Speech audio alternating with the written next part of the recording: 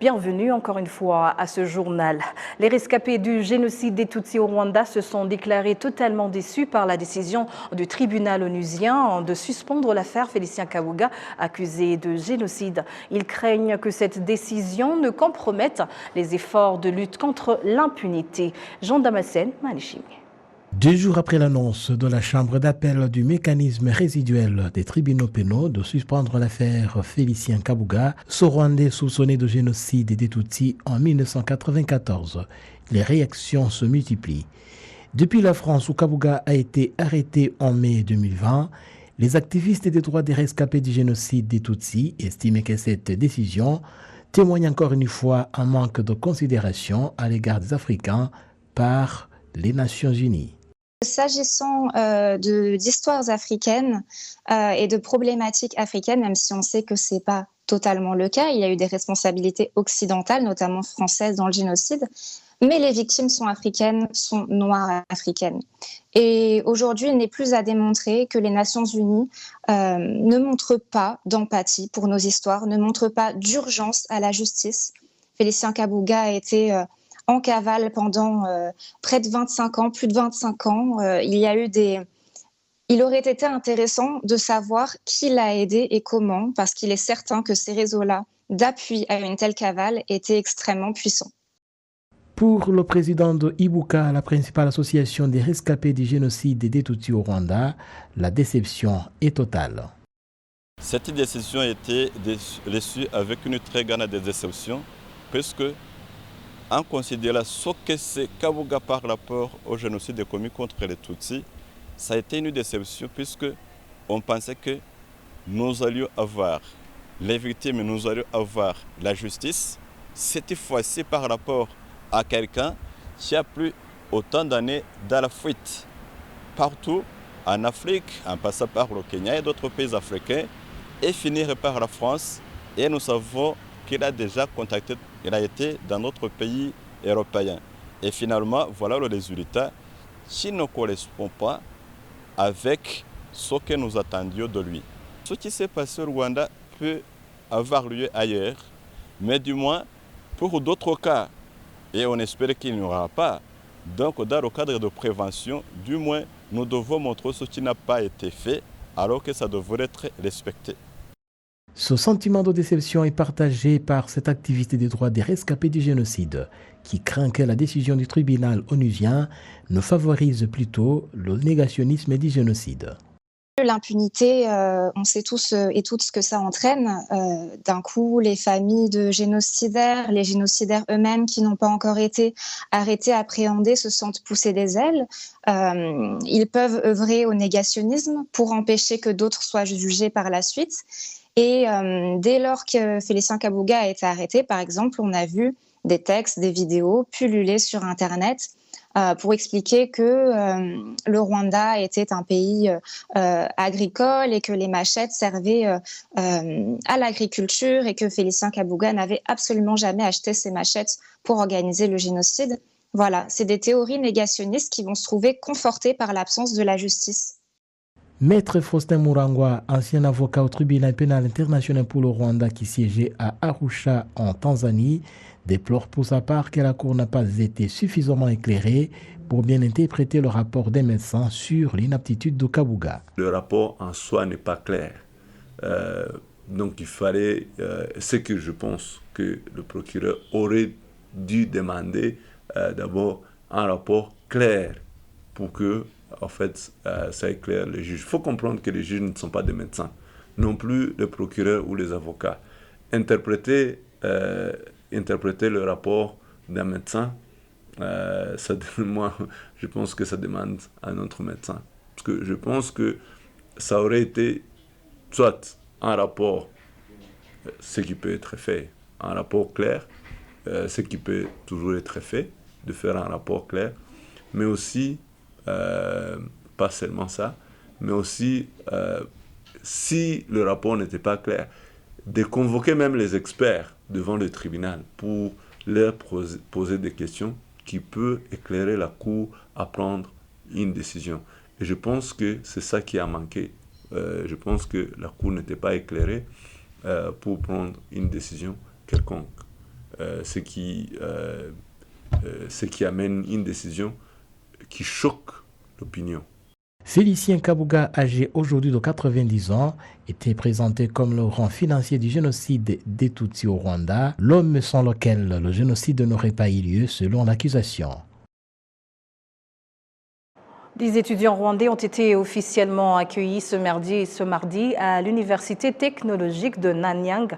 C'est au Singapour, sur place. Ils vont poursuivre leurs études au niveau de la maîtrise dans différentes branches. Ceci est intervenu grâce à un accord signé l'an dernier entre l'État rwandais et cette université. Le récit de Patrick Nilidandi. Il y a plus de 8200 km entre Singapour et le Rwanda. C'est une distance étonnamment longue compte tenu de l'emplacement des deux pays sur la carte du monde. Des étudiants chanceux rwandais ont exprimé leurs rêves de projets qu'ils ont pour leur pays à l'issue de cette formation académique qu'ils vont entreprendre à Singapour.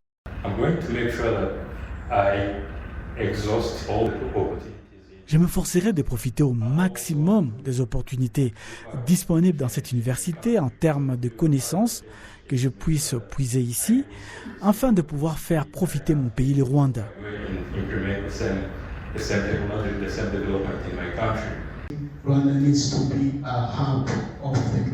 Le Rwanda projette d'être le centre technologique en Afrique.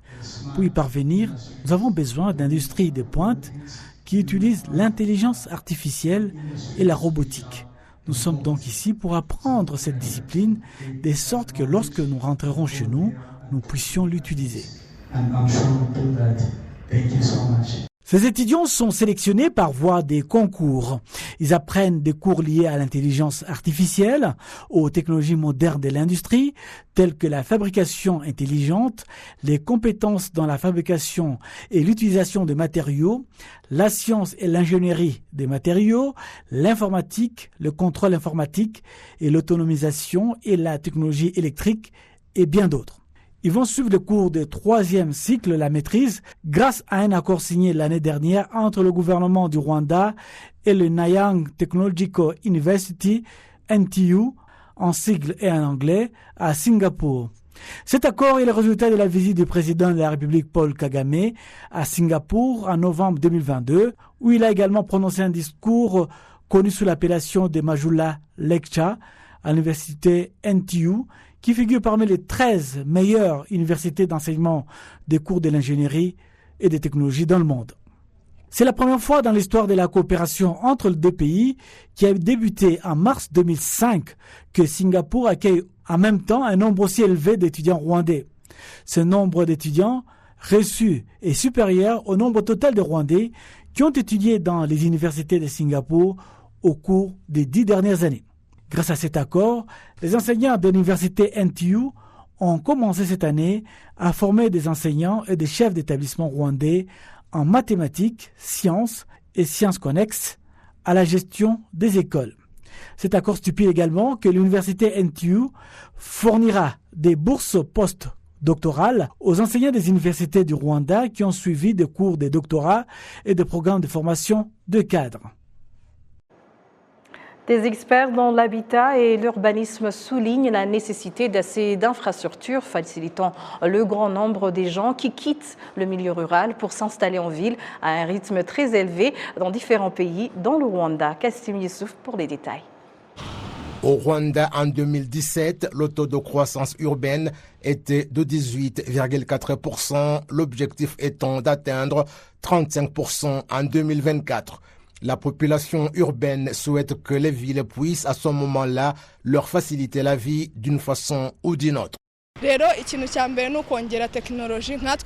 La première chose à faire, c'est augmenter la technologie. Pour les jeunes que nous sommes, nous devons avoir cette technologie et développer ces logiciels. Le Rwanda accueille le mois prochain le sommet Africa Smart Cities Investment. Le maire de la ville de Kigali, Pudence Ruwingisa, indique que ce sommet sera l'occasion de partager les réalisations acquises dans l'aménagement urbain et d'autres acteurs dans le domaine de l'habitat et l'urbanisme, et d'ajouter qu'il sera en outre question de présenter les 30 premières villes en Afrique jouissant d'un meilleur aménagement. En 2017, Son Excellence, le Président de la République, a rendu public le programme visant le développement des villes africaines à l'aide de la technologie, lequel a été mis en exécution dans divers pays. Nous allons présenter les 30 premières villes sélectionnées et comment elles se suivent et ce qu'elles font pour servir de modèle aux autres. En plus des discussions sur l'aménagement urbain, cette rencontre sera également l'occasion de présenter aux investisseurs les opportunités d'investissement qu'on trouve dans le pays. On trouve que l'investissement nécessaire est à un niveau supérieur si les pays et les investisseurs sont mis ensemble et qu'on leur présente ces opportunités. Cela permet l'accélération du développement pour que les villes qui seront aménagées ou que nous aurons au cours des années à venir soient construites de manière à pouvoir aider les citoyens. Cette conférence africaine qui sera organisée pour la première fois va rassembler environ 1000 personnes en provenance de 30 pays d'un peu partout dans le monde.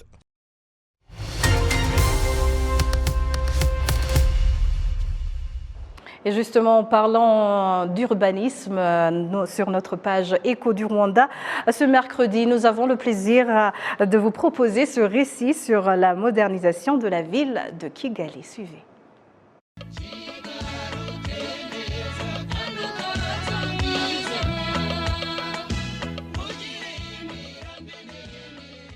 Kigali, la capitale rwandaise depuis l'époque coloniale. Les fins connaisseurs de l'histoire de Kigali affirment que les changements remarquables dans le développement de la capitale rwandaise se sont observés ces 29 dernières années. James Rwagasana habite à Kigali il y a environ 70 ans.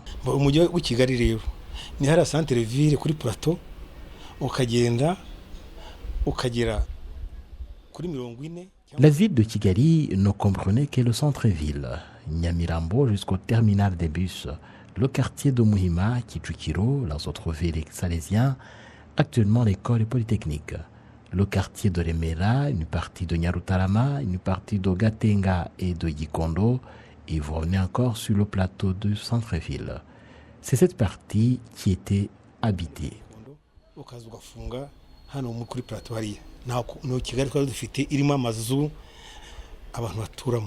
La ville de Kigali ne connaît pas seulement de changements au point de vue superficie, mais plutôt sa physionomie tout entière. Sylvestre Karemera se rappelle de l'image de la colline de Kanombe où il habite depuis 1997, une observation qu'il partage avec James Rwagasana qui lui habite le quartier de Muhima à Kigali depuis 1954. Nta muntu wabonaga ku rugo rw'undi yari imiyenzi gusa. Iterambere uko genda riza imihanda yose yari ibitaka yari ihari. Nta muhanda n'umwe wari ufite kaburimbo. Uretse les maisons n'avaient pas de clôture, aucune route n'était asphaltée, même les routes aménagées avec des pierres l'ont été longtemps après. Le quartier de Kimirongo, par exemple, n'était pas habité. Il n'y avait que de la brousse et des bananeries. Les maisons étaient plutôt très peu. Ukabona aho bita kwa Mushimbiri. Kwa Mushimbiri icyo gihe ryari ishyamba gusa nta nzu yahabaga. Ku myubakire so 1920 amazu ibitwa mugongo wa Tembo. Dans la construction, nous n'avions que des maisons très rudimentaires, ce qui n'est pas le cas aujourd'hui. Là où tu peux même trouver des maisons semblables à celles de certains quartiers résidentiels des grandes villes américaines ou européennes.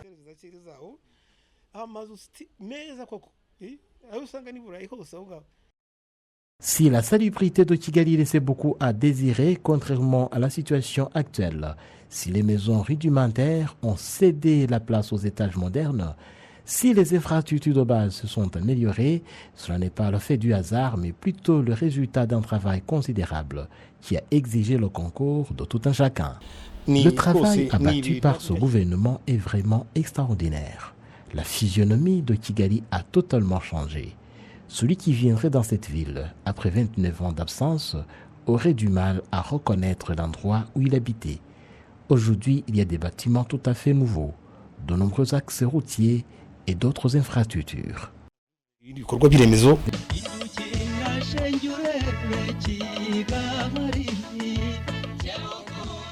Avec une superficie de 730 km², la ville de Kigali compte une population de plus d'1,7 million, une population qui s'élèvera à environ 4 millions d'ici 2050.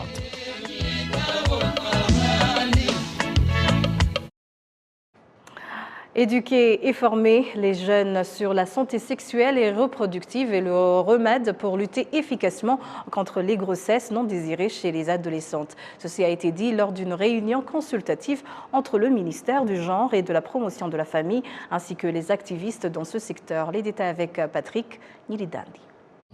Des discussions sur la mise en place des stratégies visant à lutter contre les grossesses précoces chez les jeunes filles ont permis de mettre en place des outils pour aider les parents à aborder et à discuter des sujets souvent délicats avec leurs enfants sur la santé sexuelle et reproductive. Le directeur exécutif de Gouachi, Jacques Senguiumva, affirme que ces outils ont été conçus en tenant compte de la tranche d'âge de jeunes afin que chaque parent puisse savoir comment aborder le sujet avec ses enfants en fonction de sa tranche d'âge. Cette boîte à outils contient des informations sur la façon dont les parents peuvent aborder leurs enfants en fonction du groupe d'âge de l'enfant. Les informations sont basées sur chaque catégorie d'âge. Disons si vous êtes sur le point d'aller à l'âge de l'adolescence ou si vous êtes déjà dans cet âge, vous pourrez trouver des bonnes informations sur la façon d'aborder et discuter avec l'enfant de la santé sexuelle et reproductive. Il est conçu de manière à aider les parents sur ces questions afin que même les enfants puissent s'ouvrir à eux. Le docteur Ben Alexandre Bohebizi, coordinateur national du projet du programme O3 qui vise à aider le pays à fournir une santé sexuelle et reproductive complète aux jeunes, déclare que chaque parent a la responsabilité d'enseigner à ses enfants ce sujet pour éviter d'être induit en erreur par d'autres sources d'informations que fréquente l'enfant du jour au jour. Nous attendons à ce que cette boîte à outils aide les parents à savoir comment ils peuvent aider leurs enfants en matière de santé sexuelle et reproductive. Car la plupart des temps, les parents n'en parlent pas assez à leurs enfants et cela peut les amener à consommer les informations d'autres sources pas toujours fiables. Selon la directrice générale au ministère du Genre et de la Promotion de la Famille, chargée de la promotion de la famille et de la protection de l'enfant, Aline Omutoni, il est nécessaire de concevoir des informations basées sur l'évolution actuelle pour s'assurer que chaque catégorie reçoit des informations à ce sujet afin de pouvoir aborder avec la meilleure manière possible la question des grossesses chez les adolescentes.